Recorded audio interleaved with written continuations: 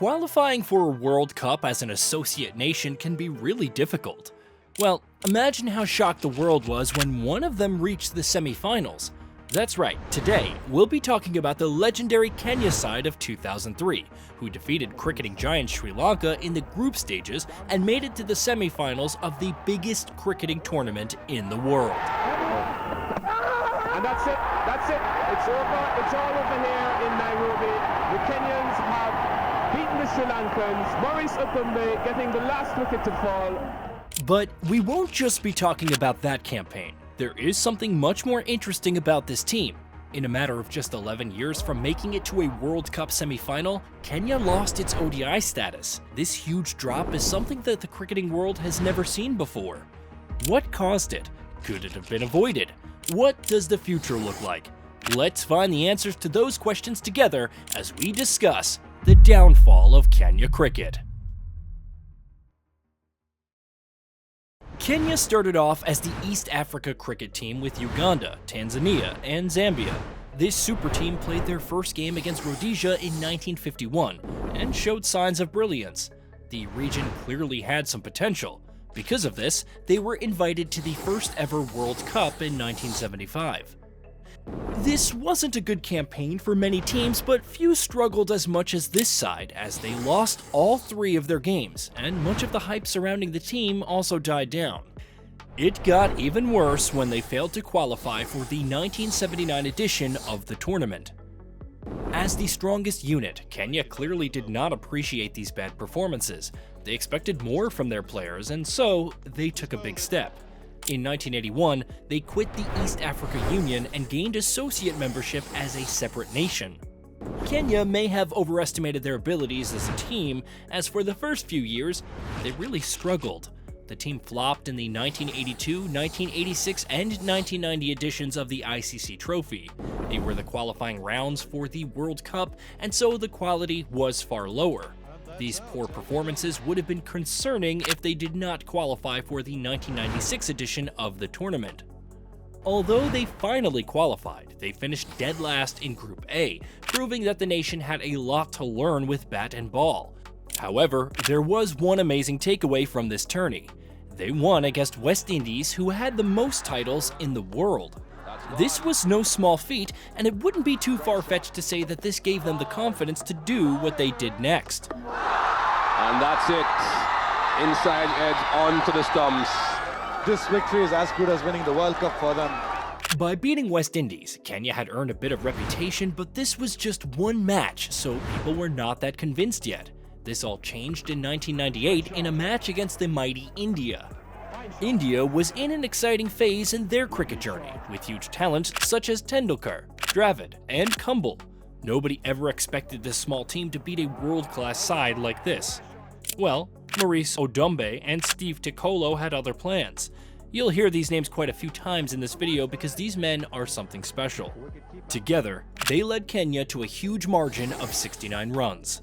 This shocked the cricketing world, and going into the 1999 World Cup, everyone knew to be careful against this side, and perhaps this pressure got to them as they finished the campaign with no points. Just when they thought all hope was gone, the side did the impossible again. They beat the men in blue a second time in 2002. Ravi Shah and Kennedy Otieno's batting was absolutely phenomenal and helped set a respectable target, which man of the match Joseph Angara defended with some excellent batting, helping Kenya beat India by 70 runs. That's all over. Memo Doyle has done the cleanup job. Would history repeat itself? Would Kenya flop at the 2003 World Cup as well? The fans were expecting for an exceptional run as they were playing on home soil. Unfortunately, it sure looked that way as they started with a 10-wicket loss to South Africa. However, the team made an extraordinary recovery and ended up second in Pool B, defeating Canada, Bangladesh, and most surprisingly, former world champions Sri Lanka. The team may have been a bit lucky that New Zealand decided not to play due to security concerns, but it's as they say, fortune favors the bold. Kenya had now booked a spot in the semi-finals, becoming the only associate member to do so, a record that still stands today. Everybody, and welcome to the highlights of this second semi-final coming to you from Kingsmead in Durban between India and Kenya. And of course, The semis were not a happy occasion. They lost to India by 91 runs. The team was utterly dominated, with only Tokolo doing good with his half-century. The rest of the team was simply outclassed. Terrific Yorker to finish things for Zahir Khan. He's had a great night. That's his third. They dominated the game from the outset. Fans were overjoyed and super excited about the future after this tournament, but this one match put some doubt in their minds. Were they right to have these doubts? They would soon find out. The Simbas gained a reputation in world cricket really quickly. Such a young cricketing nation rarely ever performs so well. The only problem is, while the cricket team itself was young, the players were not. This was clearly an aging side, with players such as Tokolo and Asif Karim retiring soon after the World Cup. It has been a long journey with ups and downs, but the Almighty has worked with me throughout this journey, making it a successful and memorable one. If we look at the players' ages, they were more like the Mufasas. This was the end of a golden generation, but little did everyone know, it was also the end of an era for the team. Kenya cricket was about to see some really dark times. Unfortunately, the team could not produce strong young cricketers. There was no one to replace the big names that just left the team. The sudden drop in squad depth, quality, and leadership, and the board's inability to fix it led to player strikes. The situation got a whole lot worse due to one of the biggest controversies in Kenyan cricketing history.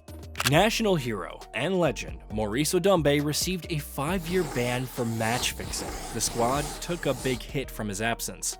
His all-rounder skills made a vital part of both the batting lineup and the bowling attack. What's worse, losing such a strong presence in the dressing meant that there was now an even bigger gap in leadership. That could be out. It is. He goes for the tickle down the leg side. In 2006, people simply stopped believing that this associate nation was capable of becoming a test nation. On the other hand, a fresh new Bangladesh team rose at an incredible speed. The Tigers showed a level of consistency and fighting spirit that shocked the world. It did not help that they won their first ever overseas series. And he's possibly stumped. He's gone down the wicket. And Ashraful has got another one. That wraps up the innings. 2007 was a tough year for this team. After a tough qualification campaign for the ODI World Cup, they could not even get close to making it out of the group stages. This was also the year T20 started gaining popularity, and so Kenya played their first 20-over match. The opponent was the aforementioned Bangladesh, and they defeated them with 5 wickets in hand. And that wraps the match up. The humiliation was far from over, as they would also participate in the T20 World Cup and return with no wins. These dismal performances upset fans greatly.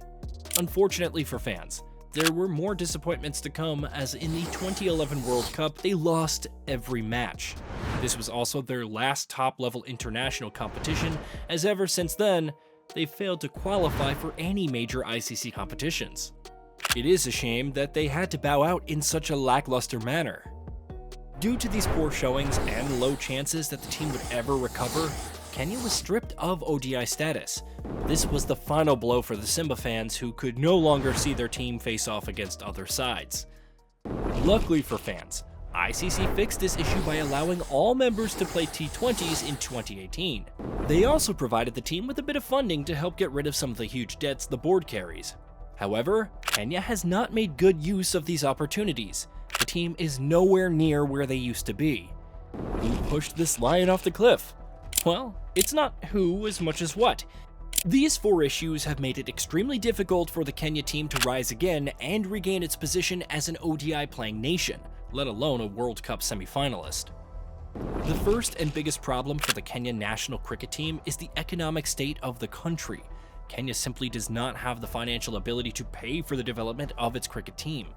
This is given as the country faces severe poverty, with over 15% of its people living below the poverty line. The only way to get money is through ICC, and frankly speaking, ICC cannot provide so many funds to a single cricketing nation. It is a shame, because without these funds, they cannot improve their infrastructure. More importantly, domestic cricket, which is not up to the mark, cannot improve without some funding.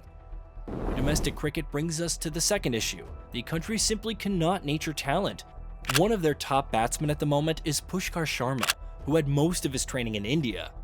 Kenya is not opposed to having players with foreign roots in the team, but with the rise of other wealthier cricketing nations who offer higher wages such as UAE, Netherlands, Canada, Oman, and USA, players have little to no incentive to play for the Simbas. The third issue is mismanagement. The board fails to allocate the little funds that they do have. This was proven in 2011 when 5 players turned down contracts due to insufficient compensation.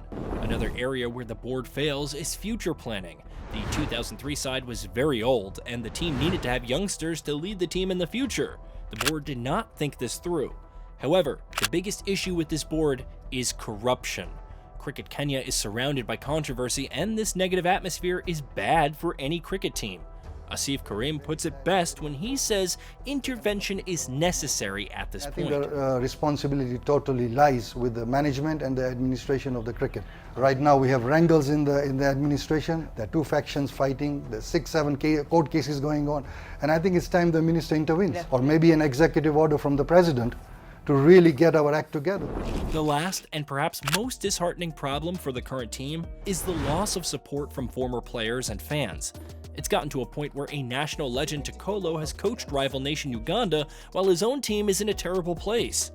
No one can really blame him though, as the Simbas have seemed to have just given up on themselves. The future may seem bleak, but fans need to keep hope, as it's what drives cricket itself. The team can lift itself up and rejoin the top stages of the world cricket through hard work and determination. Hope alone isn't enough. Large-scale change is needed, as pointed out by Asif Karim. However, there is a bright light at the end of the tunnel for Kenya fans, as they're on the right track, according to Tevengwa Magalani, chairman of Zimbabwe Cricket. I'm proud of the Kenyans, what they've done, particularly the Kenyan government. It's been very supportive of the programs for Cricket Kenya.